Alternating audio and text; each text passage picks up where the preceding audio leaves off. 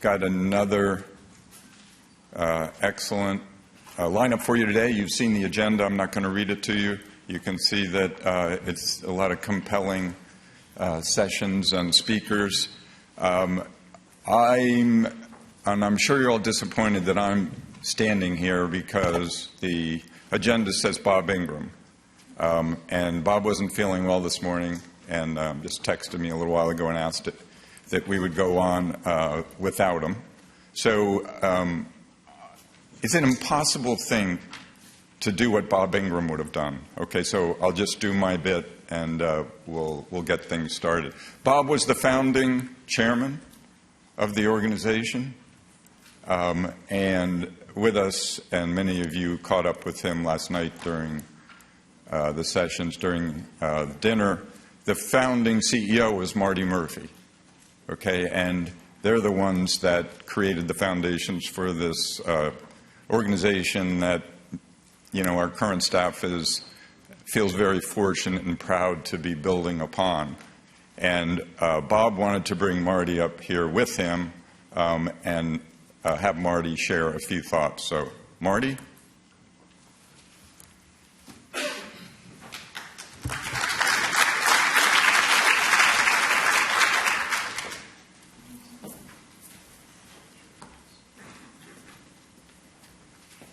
Good morning. Yes, on behalf of Bob, he also greets you, and although unwell, he also wants you to know that in spirit, he asks of each of us to give our very best. And the very fact that you're here is showing to him and me that that spirit beats in your chest as it does in his. Cancer is an intolerable disease.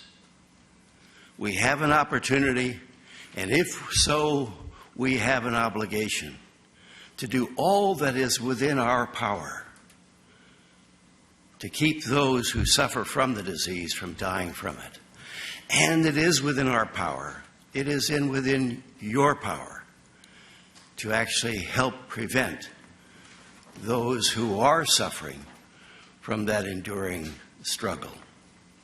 Bob asked if I would, because there's not been any history really of the CEO Roundtable or its primary progeny, namely the Project Datasphere, and that's a failing that I hope this administration currently will take in hand, because yes, it is a foundation upon which it is being built, but it is the spirit that brought that foundation to be first poured that is so vital, and that will show what kind of structure, not only in strength, but in design, that it will therefore have.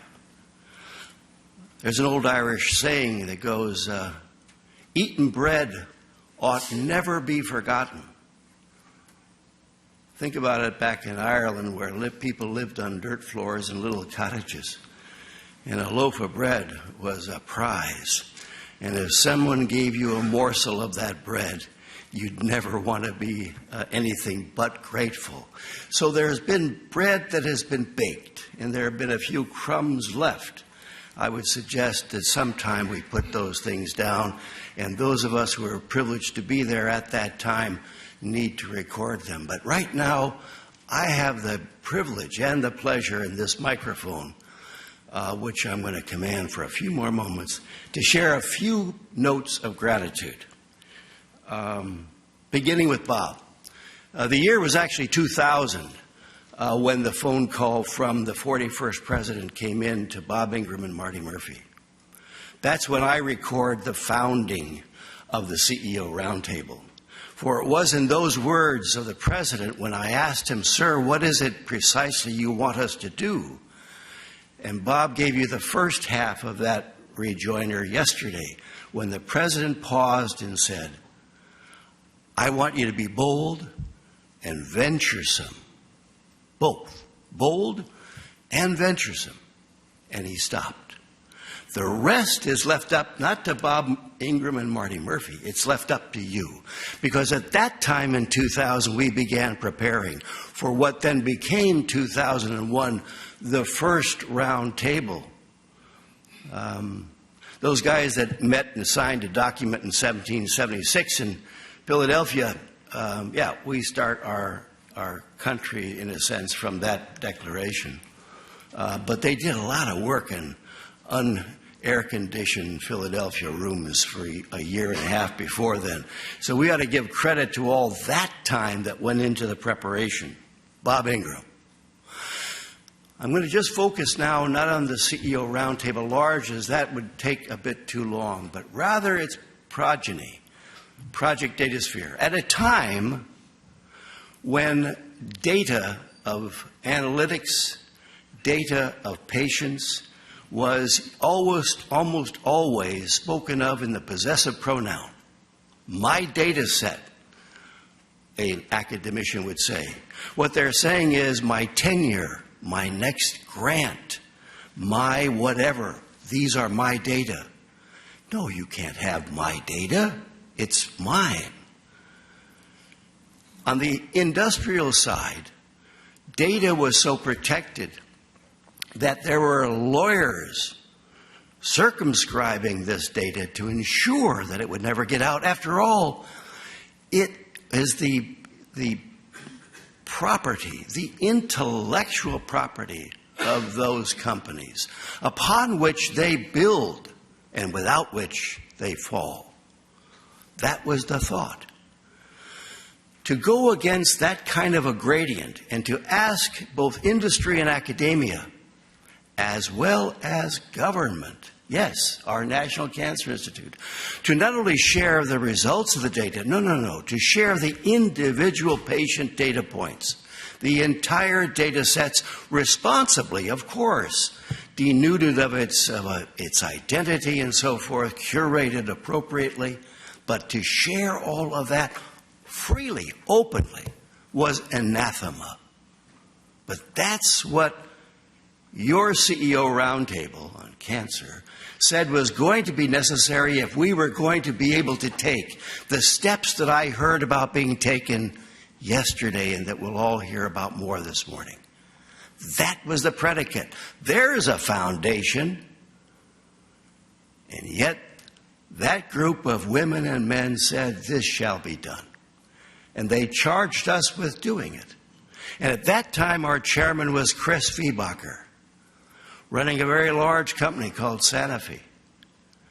And Chris, in a closed meeting, said the following: if not us, as he looks around, ladies and gentlemen, of the board of the CEO Roundtable, populated largely by big pharma CEOs, if not us, who? If not now, when? And there was just that, silence.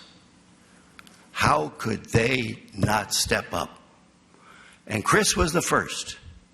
He pledged a number of data sets, not the trivial ones that just didn't make it, but I mean big taxotere data sets. And then he placed a phone call to a dear friend of his across the English Channel. What's the name of that company? AstraZeneca, that's it. And there's a fellow there by the name of Pascal Soriot. Chris Viehbacher with a French company, Sanofi, and a British, Anglo-British company, AstraZeneca. And Chris informed Pascal, his friend and keen competitor, to be sure, that this was what we were going to do. And then he said, and I'm pledging, and he swallowed, he knew he had 3 data sets, remember that. And I'm pledging 5. What can you do, Pascal? And Pascal said, you're doing 5? Which are they? And he told him, these are big data sets, important ones. Pascal, of course, said, I'll do 6. Chris turned to me and said, we need 2 more right away. And so it began. Again, courage and foresight and saying, what is the next right thing to do? Yes, encouraging some dynamic of competition never hurt. And then we turned to a year or so later with Bob Bradway, our chairman from Amgen, who was the only one, by the way, who had 2 successive terms of 3 years as chair. And remember, the chair was always appointed by the president. He asked Bob to stand for a second 3-year term because of the dynamism of his first. And so it was Bob Bradway in his first term set about his challenge, Bob's personal challenge, of bringing the National Cancer Institute's data sets. Why? Because Monica Bertinoli was chair of the Alliance and said, we're going to do it, but all of the Alliance should be able to do so. How can the NCI help? And so it was strategically, for the first time, when Bob, as a new chairman, convened our dinner. I don't know who made the seating, but someone did, and put Doug Lowy, the acting director of the NCI, seated right next to him. Doug was entirely supportive of this, but there were a lot of legal hurdles, and it could take a long time, especially with government lawyers, as we all know, any lawyers. So by the time the third course arrived of dinner, I was told that Doug looked at the chairman, Bob Bradway, and Doug, you said, Bob, tell me something. How long are you going to be chairman? He was not wearing you out, but he was saying, we need this. And Bob's answer is, again, a CEO roundtable answer. I'm going to be in this job until you say we've got all the data. And so it came that thanks to Bob Bradway's collaboration with Doug Lowy, the NCI came in, and then the beat started. The FDA came in, Rick Pazdur, and Sean Cozen. Sean's here, I hope, and that deserves a tremendous vote of confidence. The importance of Dave Rees, also of Amgen, also a member of the board here. Mace Rothenberg, running Pfizer's as head of medical oncology. And then Belen Garrido of Merck KGaA, and her dear colleague Jen Su, who is here, proudly here, who said not only would they provide support for 2 entire initiatives, they would do it in the form of a contract so it could not be broken if there was any problem with the funding. Not a grant that could be rescinded, but 3 years of solid commitment of contract. And then the great spaceship really began to lift from its platform. And visionaries from Palo Alto, I can say this now, although I cannot go into detail because they prefer anonymity, but the great and glorious Emerson Collective said, no, we don't want to do one of the 3 things you proposed. We will fund all 3, and we will do so for 3 years. Boy, I get a chill just remembering it. What would we do were we not to have had the faith and the friendship of Reed Jobs? So it is that we come into this room, who was fashioned by, designed with the intent of having us convene here once a year at least. Dr. Jim Goodnight is anonymous in so many ways because of its preference. But he is to be heralded because all of those great plans and cooperations without the right platform and matrix would go for naught were we not to have the incredible capabilities of SAS. When this building was first designed, he told the architects to make this kind of a security council design for things that he intended to bring into it.